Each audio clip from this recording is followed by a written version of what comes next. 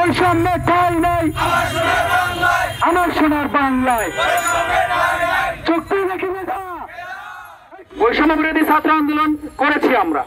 করার পরে আমরা চেয়েছিলাম, আমরা মনে হয় মুক্তি পেয়েছি, আমরা পড়ার টেবিলে ফিরবো। পড়ার টেবিলে ফিরে আমরা দিনরাত পরিশ্রম করে বাবার পাঠানো টাকা এবং টিউশনের সেই ঘাম জড়ানোর টাকা, অন্যথায় পার্ট টাইম জব করার টাকা দিয়ে মেসে খাবার দাবার খেয়ে, বাসায় খাবার দাবার খেয়ে লেখাপড়া করে একটি চাকরি নিব। এইটাই ছিল আমাদের মূলত আশা। আমার ফ্যামিলির মুখে, আমার পরিবারের মুখে হাসি ফুটানোর চেষ্টা, এইটা পারতেছি না। কেন? না আছে নিয়োগ, না আছে আমার ভাইবা নেওয়া হয়। ওই যে ভাই একটা কথা বলেছে, হয়েছে নিয়োগ, নিয়েছে পরীক্ষা, হয়নি ভাইবা।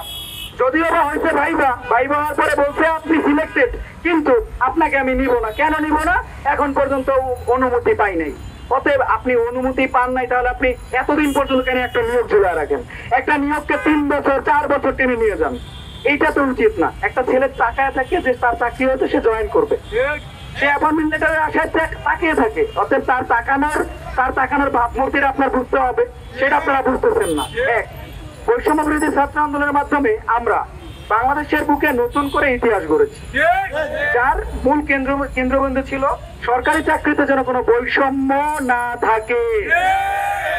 অবশেষে আমরা বিজয় ছিনিয়ে আনতে সক্ষম হয়েছি, কিন্তু সেই বিজয় ছিনিয়ে আনার পরে আমরা যা দেখতে পাচ্ছি সেটা হচ্ছে, আমরা সাধারণ শিক্ষার্থীবৃন্দ, চাকরি প্রত্যাশী কিছুদিন যাবৎ লক্ষ্য করতেছি যে বাংলাদেশের বিভিন্ন সরকারি পরিদপ্তর সহ বিভিন্ন প্রতিষ্ঠানে আউটসোর্সিং এর মাধ্যমে নিয়োজিত নির্দিষ্ট চুক্তিভিত্তিক কর্মচারীগণ আইনের তোয়াক্কা না করে অযৌক্তিকভাবে তাদের চাকরির রাজস্ব খাতে স্থানান্তরের জন্য প্রেস ক্লাব সহ দেশের বিভিন্ন গুরুত্বপূর্ণ পয়েন্টে সড়ক অবরোধ করে আন্দোলন করতেছে।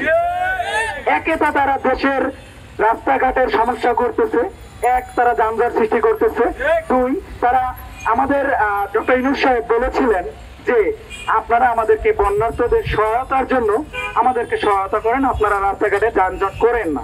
কিন্তু তারা কি করলো? তার কথা কিন্তু তারা মানেনি। অর্থাৎ তার কথা মানলো না।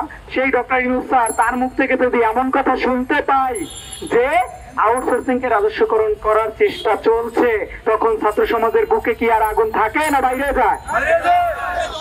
আমরা যতদূর জানি, বাংলাদেশের বিভিন্ন সরকারি প্রতিষ্ঠানে প্রায় 8.5 লক্ষ আউটসোর্সিং কর্মচারী নিয়োজিত রয়েছে। আমি বলেছিলাম ডক্টর ইউনূস আমাদের প্রতিনিধি, তার সাথে আমরা পুকুর পাড়ে বসে, তারপর তার কাছে আমরা ঘাসের উপরে বসে 2 মিনিট কথা বলবো।